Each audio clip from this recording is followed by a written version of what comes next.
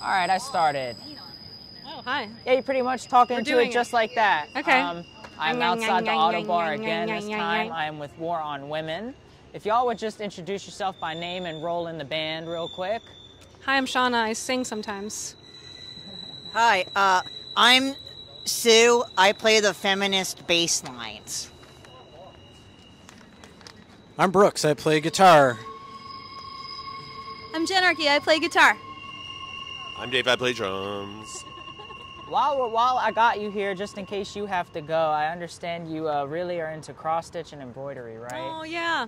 So talk about that, because like my grandmother loves that, and like every Aw. year she makes us like Christmas ornaments and stuff like that, like a custom one and everything like that. So just talk about like what you do. I know you do the patches and stuff like that, or you do the designs for people on Bandcamp is where I saw it. Yeah, I've made a couple designs for the band that we sell on Bandcamp, so you can stitch your own War on Women cross stitch at home. But yeah, it's just a hobby I picked up in the van so I could get off my phone. Okay, You that's know, good. like Yeah. I get bored, but I might get carsick if I read, and if I'm on my phone, then I feel like my brain is deteriorating. So it keeps my hands busy, but it isn't like too stressful. My favorite stitch is probably cross stitch because it's just so easy. Thanks for asking. Oh my God, thank you. When did you pick that up? Oh, I don't know, a few years ago. Okay, I gotcha. Yeah. So do you do it like outside of when you're touring and in the Not van and very stuff? much. Not as much as I'd like to. Okay. But yeah, it's fun. I gotcha. And you also wrote the Making Spaces book, right? Mm-hmm. Do you want to talk about what that is, where people can buy it, and everything Making like Spaces that? Safer is a book I wrote about how to make any space that you're in safer and more fun and more comfortable for people. Like if you work at a coffee shop or a bar or a bookstore, it's what to do to prevent harassment from happening and what to do if harassment does happen, how to make it better. And yeah, it's for sale at the show tonight, which this will air after the show, so that doesn't help anyone, but you can get it on akpress.org. How about that? Gotcha. Now, I'm assuming you write all the lyrics or most of the lyrics? Yeah, although Sue does help me out sometimes with lyrics Okay. by giving me fun little phrases to write about. I wanted to pick out some of the stuff. Like, I went through pretty much the whole discography. That's the loudest train. I know.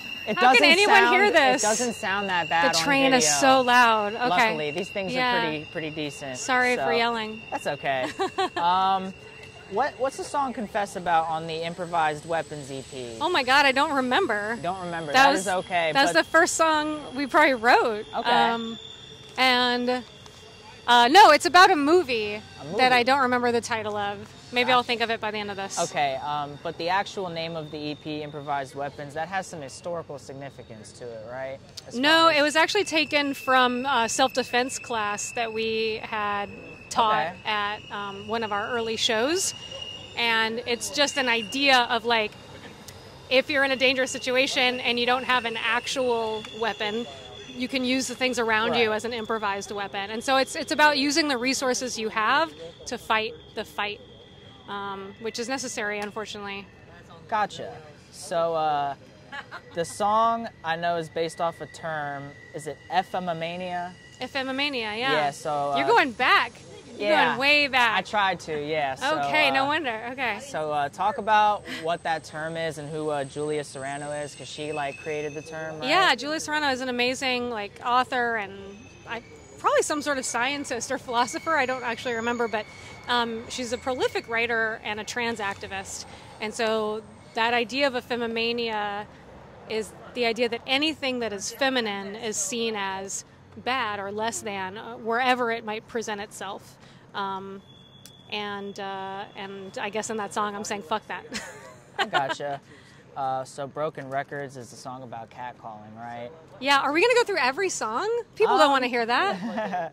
We're not going to talk about the song so much as Okay. like about what the songs are about. So like I was going to ask, how do you think like social media has changed the catcalling culture, like from the time that you wrote that to now? Oh, Like, interesting. How are things changing? Right. It's like yes, there was harassment online, but now it can be really, really bad. Yeah. And the internet's interesting because it's not real life, but it is. It's both. Yeah. And so those things that happen online can affect us. And I think people have learned how to respond to harassment a little bit better online since I wrote that song, because that song's about street harassment, like out in public spaces. Right. Do you think that is happening less now, or is it still about the same? I think it's happening a little less. I think the culture has shifted a little bit, where we know that we shouldn't just yell things at strangers. Yeah. But it doesn't mean it never happens. It doesn't mean that some people don't have it happen all the time. It doesn't mean that online feels any better. Unfortunately, it's still happening, and it still needs to be addressed. Yeah, I feel like people on social media feel comfortable saying things they definitely wouldn't in person. So Absolutely. I feel like it can That's be very worse true. online and everything Very like that. I think I need to save my voice. Can I pass this on to Sue? Yeah, absolutely. Or Jenarchy? Sean, what about the show though? Like you live here in Baltimore, and we booked like a local Baltimore show. Shauna booked a local Baltimore show, Yes. but like. The Baltimore Health Department is here giving out free Yes. tests and things. There's free abortions at the table. There's like Sort of true. I mean, like, why did you do all of this, Shauna? No, okay, not free abortions, but free Plan B, which is emergency contraception. There's free COVID test and STI testing from the Maryland Department of Health. We have people doing body art, tattoos.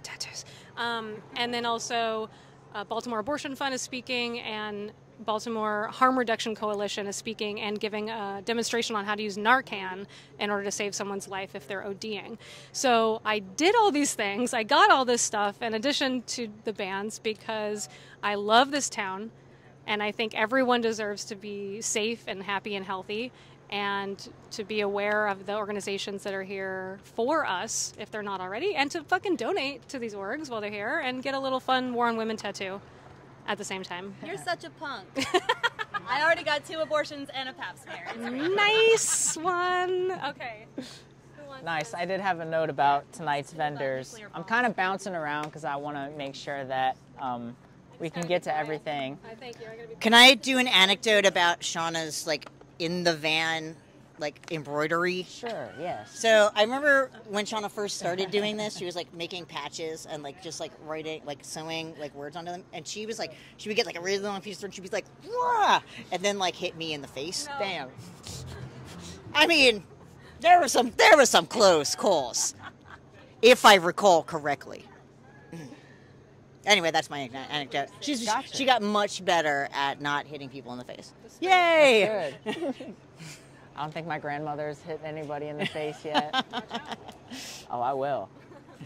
So, how's tricks for B&D? Is the B&D a reference to bondage and discipline? Just No. curious. No. What is the B&D? You can't ask any more questions about lyrics because I have to save my voice. Oh, okay. Gotcha. I really like the bass part in that song, and I wish we still played it.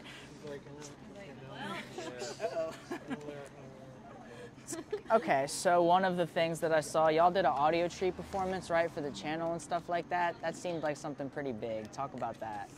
Oh, it was really cool. It sounded great, and I thought we played really well. And when I watched the video, I was like, oh, we look cool. That's weird. Although I did I'm the clumsiest person ever, and I went. I forgot that my bass was plugged in, and I just went to go reach something, and I just pulled the amp off the or whatever. It was. It's like a really nice studio. It's Yeah. really nice offices. It was really nice to be there. Yeah, it was great, and I'm so It's glad. really funny. I'm so glad that stuff is out there, because if you want to see a really good looking and sounding live video of us, it's so good. I'm not Yeah, too familiar with how they run things. Is it something that you submit a submission for, or do they actually reach out and pick out the bands and That stuff? is an excellent question. I have no idea. Ask the manager. I don't know. Yeah, where's our I manager? think maybe you just have to. So you were just kind of approached Yeah, with the it's in Chicago. opportunity. Because we were playing in Chicago. Yeah. So we did it in the morning before Yeah. the game. I remember that much. Yeah. Yeah. You have to get up early in the morning, and you Yeah. have to be in Chicago. Yeah. They had really good snacks there. They had really good snacks. I still Good have to a know. t-shirt. Nice. One of the things that I saw you have upcoming, right, is Off Limits 2023 in Mexico City Yeah. with Gorilla Biscuits. With and Gorilla more. Biscuits. Yeah. Can you imagine? Seriously, this is look, Gorilla Biscuits. like they're one of my favorite bands since I was like a child. Right. Right. So this is extremely exciting for me.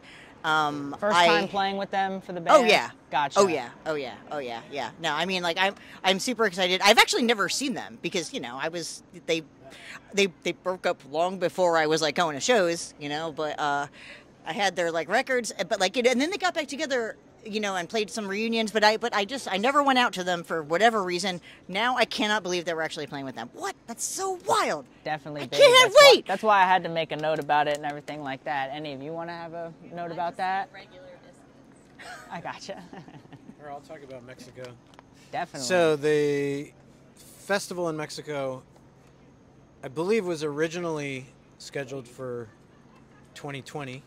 Okay. And we were really excited about that. And it was the show that I was most sad about canceling because of the pandemic.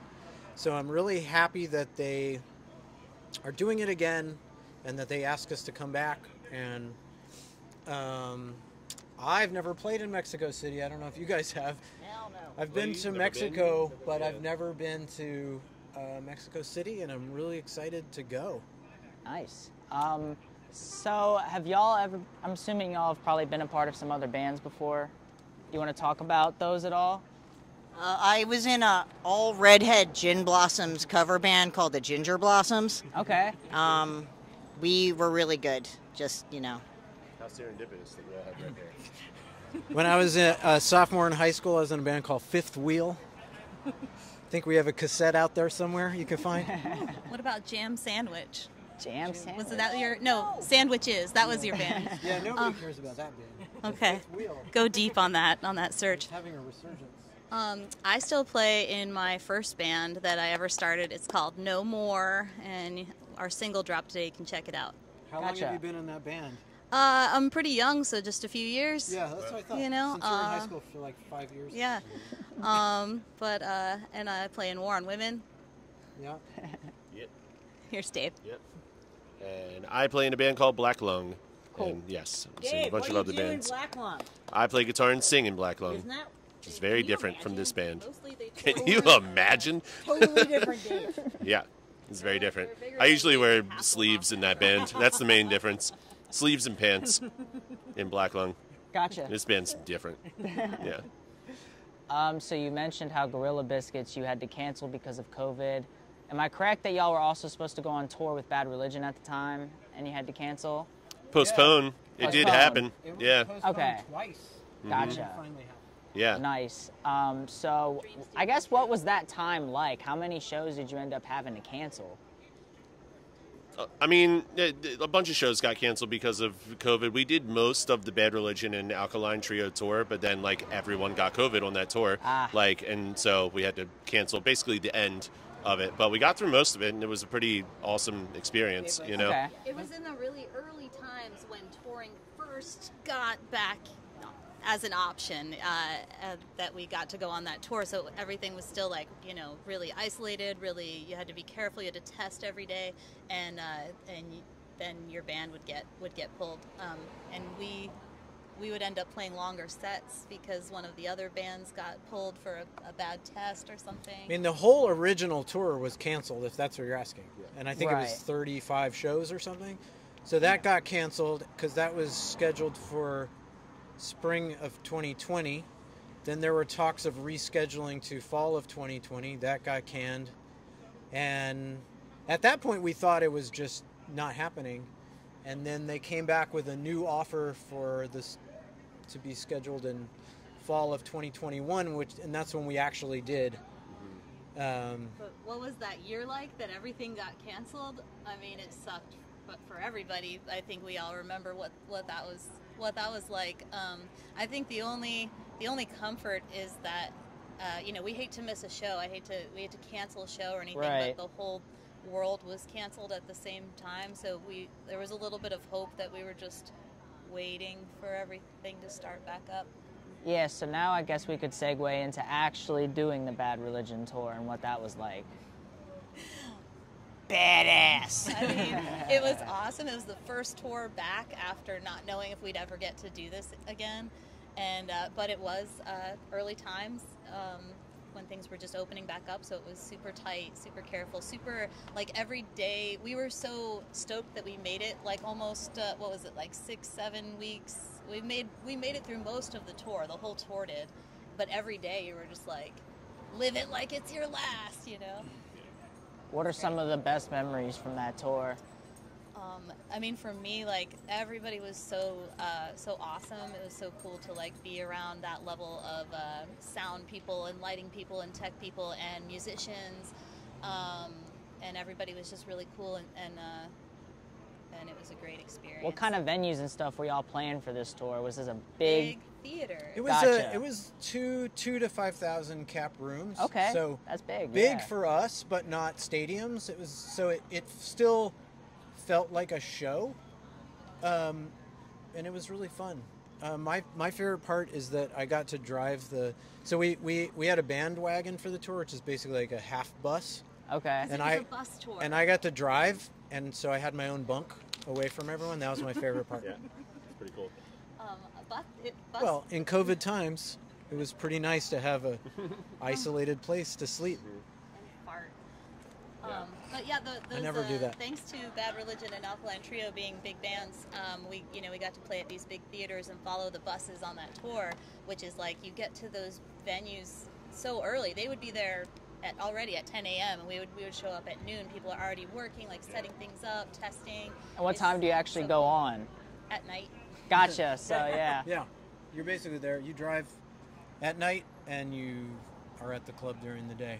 There's so much work that like goes into putting on even one of these shows and then doing like, I don't know, 40 in a row, and like the crew, they're like, it's starting work at like 10 a.m. and they don't get done till like 2 a.m. And you know? on top of that, the additional COVID protocols slowed everything down as well. So it was just it was a really unique experience You for sure. couldn't really go and hang out with people, so the bands kind of had to just hang out together.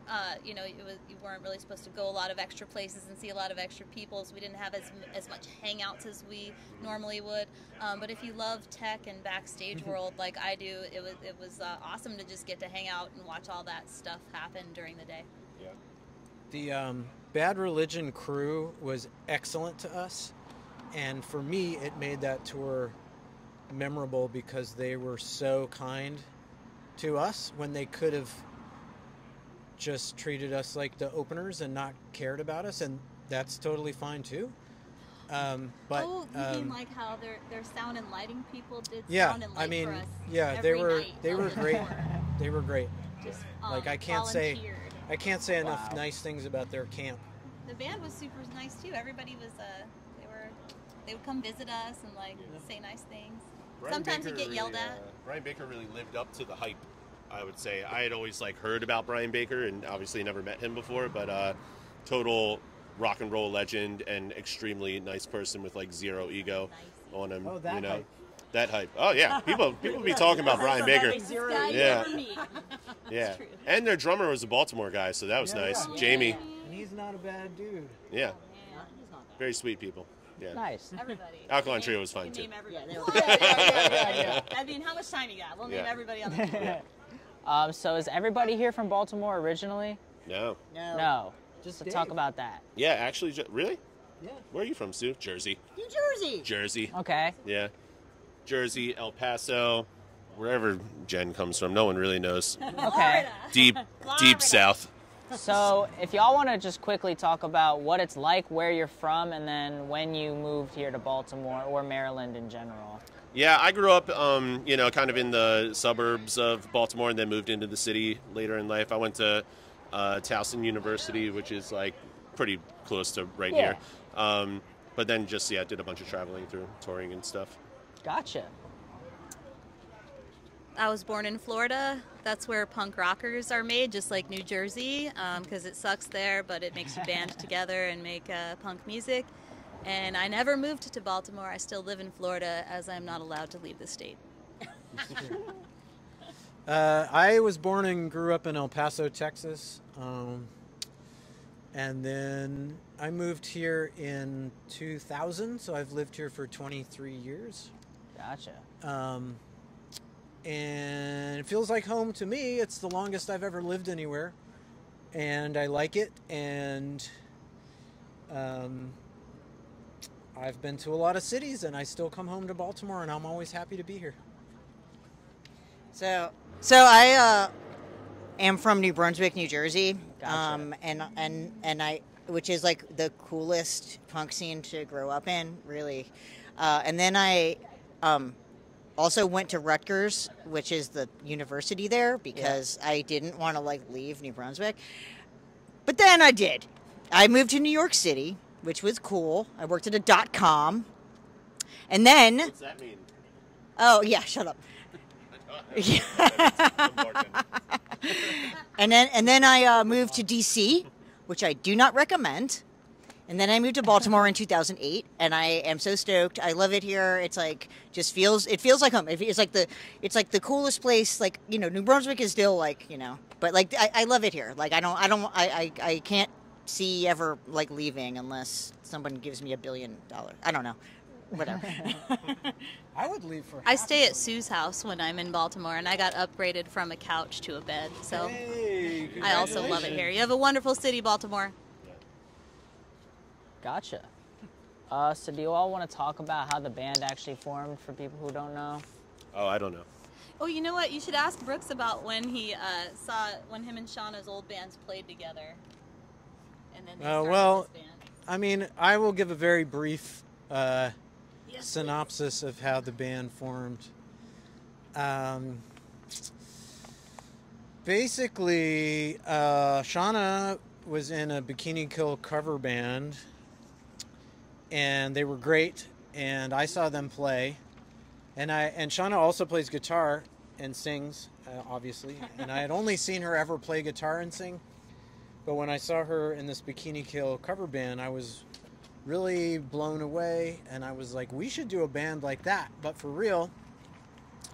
And I had some songs written that were sort of, at the time I described them as songs I would have written in high school, but I wasn't a good enough guitar player to play.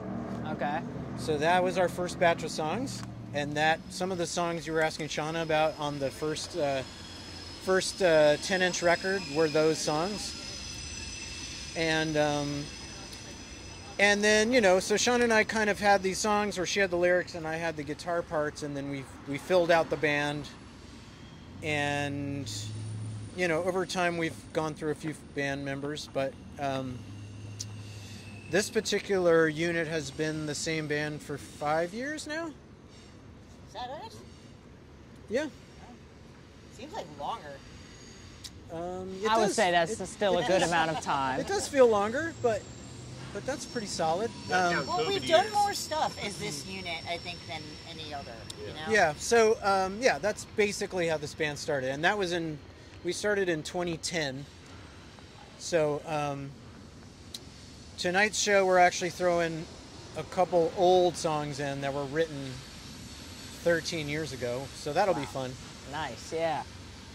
What can you say just about being musicians for that long? Well, I've been a musician longer than that, Right. but in the same band, it's pretty unique, and I feel pretty fortunate to be in a band that's lasted this long, and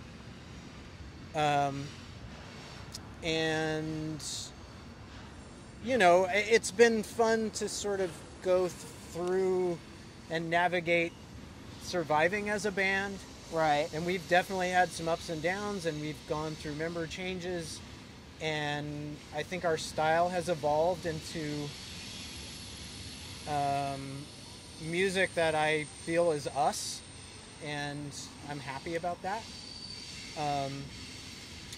And you know, I think it's challenging for Shauna to keep writing lyrics about the same things. Yeah. And so I think she's done a really good job of figuring out how to continue as sort of a feminist band, but keep writing fresh lyrics, because I think that's challenging. Definitely. The first record that you were asking about was actually pretty easy, because she just sort of spit out whatever she was thinking about. I'll have to get y'all into my actual like recording studio and stuff, and we can like go over it more in depth when we have more time and everything like that. And you know, I think we've all grown as players just because, number one, we're just older and we've been playing together longer. Number two, we've had the opportunity to play with incredible bands, which makes you step up your game. Like it's a really good way to become a good band is to play with good bands, because you can't fall on your face if you're opening up for Bad Religion. You just see what works, you know, like when you watch like a really tight set list that's put together, and when the first time you go on tour and you like, you know, you see a band maybe play the same set every night, you know, like you might have it in your mind that that's like corny or something, but then you're like, oh no, it's a show, like it's a well put together show that everyone is coming to and seeing every night, but new people every night is the idea. And so you want to do the best show that you possibly can. And yeah, learning from super tight bands on tour like that is very important. Nice. I actually have thoughts about this because we played Warped Tour, right? Okay. Not all of this, like we had a different drummer at the time, but What year? 2017? Oh, that was the year that I went. Oh, yeah? Did you come to Merriweather? I did. It was like the best. That was the best day of the tour. It was so nice out, and like, Merriweather's just such a great venue. But like, I feel like that tour, like, we kind of leveled up on that tour, because I feel like we went from being like a really good like local band, you know, that sometimes does a tour, to being like, oh, I have to like be good every day. Like I can't. It doesn't matter if I feel like shit or it's hot. You know what I mean? I have to like. There's like a baseline level that you have to just like put out, and it's like kind of like this is like my job right now. You know what I mean? And it's like the best job like imaginable, obviously. But like your heart, you kind of just have to be good just as a baseline, and then your heart can like make it great. You know, if you want, like, you know, and like hopefully we try to do that. Also, the baseline level can be it's hot and you feel like shit. Yeah, That's but the baseline that you're working from. Yeah, but you still have to be good. Yeah. So aside from Bad Religion, Warped Tour, and the upcoming Gorilla Biscuits, what are some of the highlights of, you know, playing over the years and stuff like that? Big bands and stuff like that, or just people that, you know, have inspired you that you got to play with, anything like that? Baroness. I was about to say, Baroness. We did a small run with Refused, which is one of my favorite bands. Okay. And you talk about watching a band that makes you want to play better. It was that band, because not only were they going crazy on stage, but they were shredding and they sounded fantastic. And I will never forget those shows. Yes, Baroness, an excellent band to watch every night as well.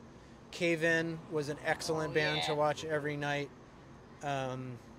We've done a few tours with Propagandhi, who also shred and play so well every night. And I mean, I can't stress how fortunate I feel to have been able to play with any of these bands. Like, I would have felt honored to play one show with any of those bands. And it's always such a thing, because like bands like a lot of local bands are always like, if we could just get a support tour, you know, like that's the way that we'll get new fans, we'll have we'll know that people will be there every night, like, you know, all this stuff. And this band is really lucky because that's kind of our bread and butter, is like support tour. We've had a lot of really great support tours, you know. Gotcha. And it's like been a really great just like gateway to making a bunch of new fans and stuff. It's been really cool. Also Converge in Australia. Oh, yeah. Yeah. How did I forget that? That was a good one. we did a lot of touring that one year. Yeah. Bad Cop, Bad Cop. Bad Cop, Bad Cop. That was fun. Bad Cop. Cancer Bats. Oh yeah. Nice. All excellent bands. Yeah. We fall in love with. I fall in love with every band we tour with, and I miss everybody. Yeah, it's kind of true. Yeah. It's really. I know, yeah, I still feel, it always feels like right when you get to the end of tour, that's when you're like kind of the closest like buddies, and then it's over, and then you kind of don't see them anymore, you know? Laser Wolf. Laser Wolf. Yeah. Some of those guys are touring with Queens of the Stone Age right now, which is Nice. awesome. Hell yeah, Crazy. absolutely. Yeah. Good for them. I saw that y'all have a acoustic release live from Magpie. So I was curious if that was inspired by like the unplugged sets at all, or if that was just, or if it was fitting just to do the So- acoustic release. So basically, that unplugged little record came together because because sometimes the band would get offered shows Okay. at like places that seemed inappropriate for a really loud feminist band to play in. And so Shauna and I worked up some acoustic versions of songs. Okay. And also Gainesville, Florida has a fest every year called The Fest, Gainesville Fest. And they also feature like an acoustic, I guess it's a stage, right? Yeah, Acoustic venue. Acoustic stage. And we started getting asked to play that, and so we just worked up some songs acoustically, and people seemed to really respond to it. So our label was generous enough to offer to put out a couple songs, so we recorded it and did that, and it's fun, and it's certainly not a big part of the band or a serious part, but every now and then we'll still do it, and it's a fun little side thing that Shauna and I do. Remember that one night, the last night of the Bad Religion tour, yeah. because our drummer had to go home for COVID, and the tour was ending. The other band wasn't on it too, right? Maybe it was just us and. Well, yeah, it was an odd night because Bad Religion had canceled due to COVID. We were one member down due to COVID. And it was our So last- if we would have last dropped show. off, it would have been one band playing, and they really didn't want to do that. But So we played an acoustic set, Yeah. and we played a Bad Religion cover, and it was just me and Yeah. Brooks and Shauna at yeah, that point. We were Jen the and I three rented left. guitars, and we figured we're in Portland. What else are we gonna do? So and, sometimes acoustic just comes in handy, I guess. Yeah, it's sort of a fail-safe, I guess. I mean, gotcha. they're pretty songs. Like they have pretty guitar parts and pretty melodies. When I hear the acoustic versions, it's like a different vibe. Yeah. I gotcha. So pretty much one to two more notes. I wanted to talk about the War on Women name, and specifically, what is the current state on the War on Women, do y'all think? Well, like when my friends wear the shirt to the grocery store, they get looks, and it's either like, "Yeah, brother," Right. or like, "No, what is what do you mean? You're trying to start a war on women? I'll fight you right now, sir." Yeah, it was, if you think back to the year 2010 when the band was formed, War on Women was kind of a catchphrase, and was sort of a new-ish phrase in the popular zeitgeist.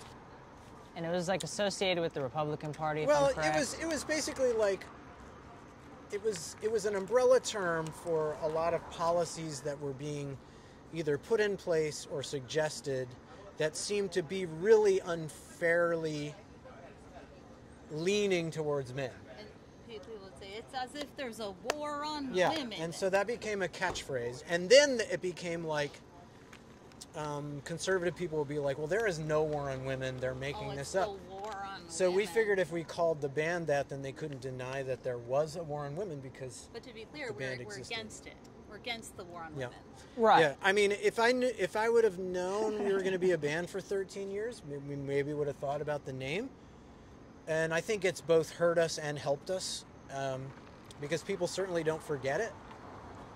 But yeah, like Jen says, there is confusion, especially overseas where English is not a person's first language. Right. And it's hard to get sort of the nuance of American English.